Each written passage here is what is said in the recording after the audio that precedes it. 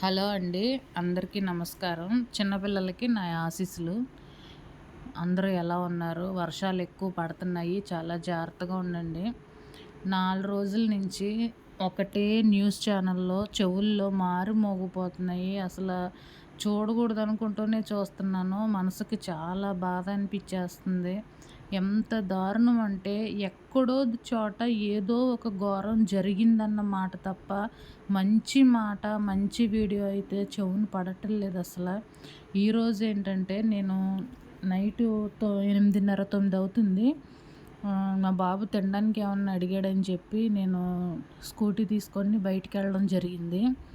జరిగితే ఒక 7 ఇయర్స్ అలా ఉంటాయండి బాబుకి. అంతకంటే ఎక్కువేమి ఉండవు. వాళ్ళ ఫాదర్ అనుకుంటా 2 సంచులు ఇచ్చి ఎనకాతల కూర్చోబెట్టుకున్నాడు బాబుని. అంటే ఎనకాలంటే ఎలాగంటే వాళ్ళ నాన్నకి ఆపోజిట్ కూర్చున్నాడు.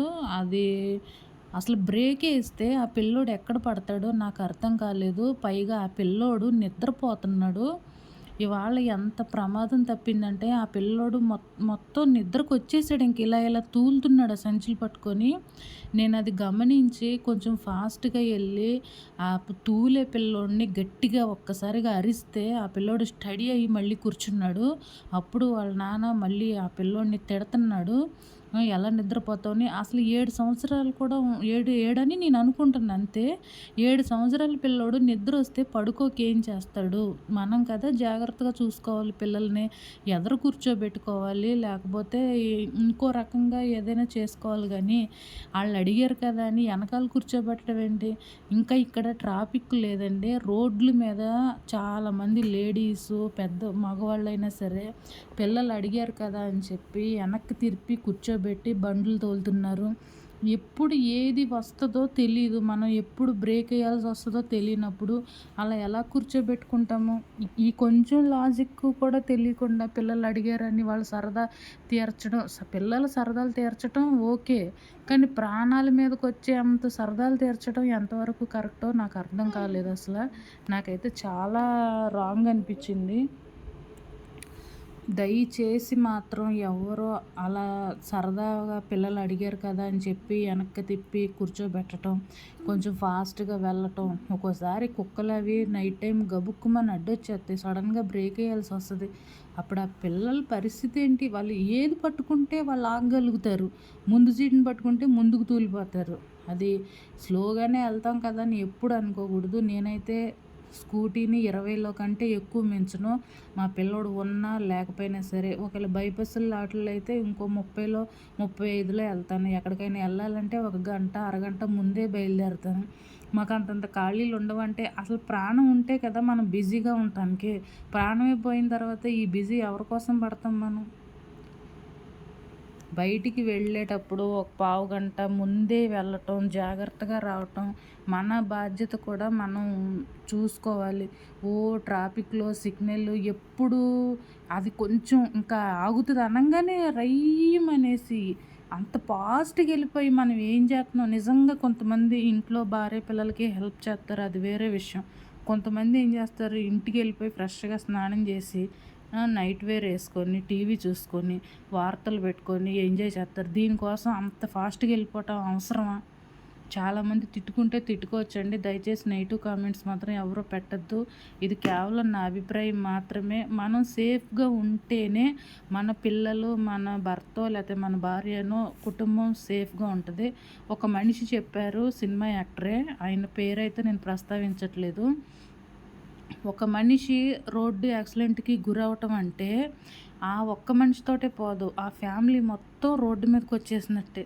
కానీ వాళ్ళు కూడా అలా జరిగినా సరే, అలాంటి సెలబ్రిటీస్ కూడా ఎంతో కొంత ఇస్తారే తప్ప గానీ, మన జీవితానికి సరిపడగా మన మనిషిని తెచ్చివ్వడాలు ఏం జరగవు కదా! ఇదంతా మన రెస్పాన్సిబిలిటీ, మన బాధ్యత. 50 అడుగుల దూరం పాటించండి అని ప్రతి వెహికల్ మీద, ఆటోల మీద, ఆటిల మీద రాసుంటది. కనీసం మనం 2 అడుగులు కూడా పాటించట్లేదు. దాని దగ్గరికి పెట్టేసుకుంటున్నాం. అదేదైనా బ్రేక్ ఫెయిల్ అయ్యి గబాల్న వెనక్కి జరిగితే మన పరిస్థితి ఏంటి? మన ఎనకాల ఉన్నవాడి పరిస్థితి ఏంటి? కొంచెం దూరం పాటిస్తే తప్పేముంది? ఎంతో స్పీడ్‌గా యెళ్ళే బళ్ళు మధ్యలోంచి కూడా ఆడోళ్ళు కూడా అలా స్పీడ్‌గా యెళ్తున్నారు. అంటే ఆడోళ్ళంటే ఆడోళ్ళు డ్రైవింగ్ తక్కువనేం కాదు. ఎవరికి చేతనైనంత వాళ్ళు చేస్తారు.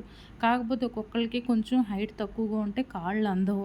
మనదేదో మనం చూసుకొని జాగ్రత్తగా వెళ్ళటం ముఖ్యం. ఫాస్ట్‌గా వెళ్ళకపోతే ఇప్పుడు మన పరువేం పోదు. కొంతమంది అంటారు ముసలోళ్ళలాగా తోలుతారు బండి అని. ముసలోళ్ళలాగా తోలినా ప్రాణాలతో రావటం మనకు ముఖ్యం గానీ, ప్రాణాలు పోగొట్టుకున్న తర్వాత ఈడు కుర్రోడురా అనిపించకుండా మనం చూడము, పెట్టము. చాలా జాగ్రత్తగా ఉండాలండి. రోడ్డు మీదకెళ్ళిన మనుషులు ఇంటికొచ్చేదాకా ఇంట్లో వాళ్ళు ఎంత ఎదురు చూస్తారో తెలుసా? ఇక్కడ సందర్భమో కాదో గానీ, నేను ఇంకొక మాట కూడా చెప్పాలనుకుంటున్నాను.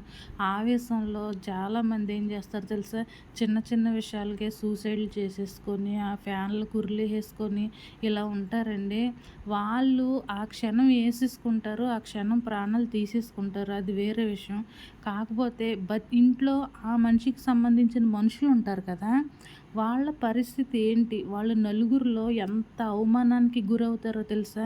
చిన్న కారణానికి వాళ్ళు సూసైడ్ చేసుకున్నప్పటికీ కూడా జనం వీళ్ళేమన్నారో, వీళ్ళెలా పొడిచారో, వీళ్ళు ఎంతెంత మాటలంటే ఆ మనిషి ప్రాణం తీసుకుందో అంటారు. ఆ సమయానికి డబ్బులుంటాయి, ఉండకపోతాయి. చనిపోయినోళ్ళు మీరు ఎలాగో చనిపోతారు. అసలు బతికున్నోళ్ళ పరిస్థితి ఏంటో మీరు ఆలోచిస్తారా? ఇప్పుడు మన తల్లి చచ్చిపోయినా మనం చచ్చిపోవట్లేదు. మన అన్నయ్య చచ్చిపోయినా మనం చచ్చిపోవట్లేదు. మన నాన్న చచ్చిపోయినా మనం చచ్చిపోవట్లేదు. ఆఖరికి మన కడుపున పుట్టిన బిడ్డలు చచ్చిపోయినా మనం చచ్చిపోవట్లేదు. ఒక ప్రేమించిన మనిషి కోసమో, ఒక భర్త మోసం చేసాడనో, ఒక భార్య మోసం చేసాడనో మనం ఎందుకు చచ్చిపోవాలి? జీవితంలో మనతో పాటు వాళ్ళు కూడా ఉన్నారు. ఇప్పుడు మన కడుపున పుట్టిన పిల్లలు మనం ఉండము. మనల్ని కన్నవోళ్ళు మనతో పాటు ఉండరు. ఈ మధ్యలో వచ్చారు. ఎంతవరకు రాసిపెట్టుంటే అంతవరకే. మనం నిలబెట్టుకోవాలని చాలా ప్రయత్నం చేస్తాం. ఒకవేళ నిలబడలేదు. అప్పుడేం చేస్తాం? పిల్లల కోసమైనా బతకాలి గానీ చనిపోవడం ఏంటి? కొంతమంది అనుకుంటారు. మనం అనుకుంటాం గానీ ఆ టైం వచ్చినప్పుడు తప్పదని. మరి నిజంగా టైమే వస్తుందో లేతే తెచ్చుకుంటున్నారో నాకేం అర్థం కావటంలే. లవ్ ఫెయిల్యూర్ అని పిల్లలు కూడా అదే. అసలు మీకు గుర్తుందో లేదో ఒకప్పుడు ఆ కాల్లో పడి చచ్చిపోయాడు, లేకపోతే ఆ చెరువులో పడి చచ్చిపోయాడు, లేతే రైలు కింద పడి చచ్చిపోయాడు, లేతే ఉరి పోసుకొని చచ్చిపోయాడు. అది ఆడోళ్ళైనా మగోళ్ళైనా సరే ఇలా మాట్లాడుకునేవారు. ఇప్పుడు అసలు అలాంటి చావుల కన్నా చంపాడు, నరికాడు, పేక కోసాడు ఇవే ఎక్కువైపోయినాయి. అసలు సినిమాలు మనం ఏం చూస్తున్నామో, వాళ్ళు ఏం చూపిస్తున్నారో వీడియోలు, సోషల్ మీడియా వీడియోలు కూడా ఎలా దొంగతనం చేయాలి, ఎలా చైన్‌లు తెంపాలి, ఎంత క్లారిటీగా చేసి చూపిస్తున్నారంటే వీడియోలంట. అయి నిజమేమో అని గుండెలు జారిపోతున్నాయి. సమాజానికి పనికొచ్చిన వీడియోస్ ఏమన్నా పెడితే మంచిది.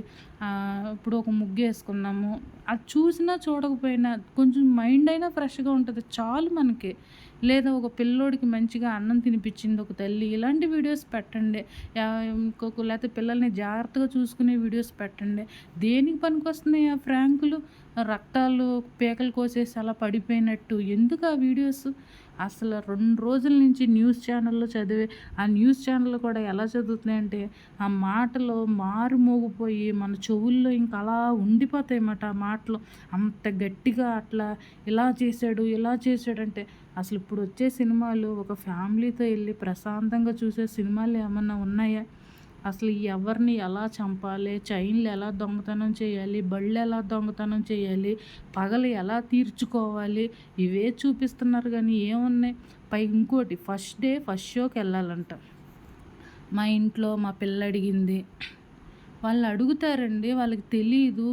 వాళ్ళు మనం పెద్దవాళ్ళం కదా! అమ్మ ఇలా వెళ్తే ఇలా ఉంటారు జనం. అక్కడ ఇలా అవుతది. మనకు అవసరమా? 10 రోజులు పోయినా అదే సినిమా. పోనీ చిన్న చిన్న బిట్లు పోతాయేమో. పోతే నష్టమేముంది? మన ప్రాణం అయితే మనతో పాటే ఉంటది కదా! ఎవరు చెప్పారండి ఫస్ట్ షోనే వెళ్ళాలి. అలా ఎళ్తేనే హీరోయిజం అని. అస్సలు ఎళ్ళొద్దు. ప్రాణాల మీదకి తెచ్చుకోవద్దు. ఇప్పుడు ఎంత చిన్న హీరోకైనా సరే ఫస్ట్ డే అన్న రోజు ఎలా ఉంటున్నారు జనాలు. ఎందుకొచ్చింది మనకి? మన ఇంట్లో మనం హ్యాపీగా మన ఫ్యామిలీతో ఉండటం ముఖ్యమా? సినిమాలకెళ్ళి బట్టలు కూడా చిరిగిపోయి వచ్చిన రోజులు ఉంటున్నాయి.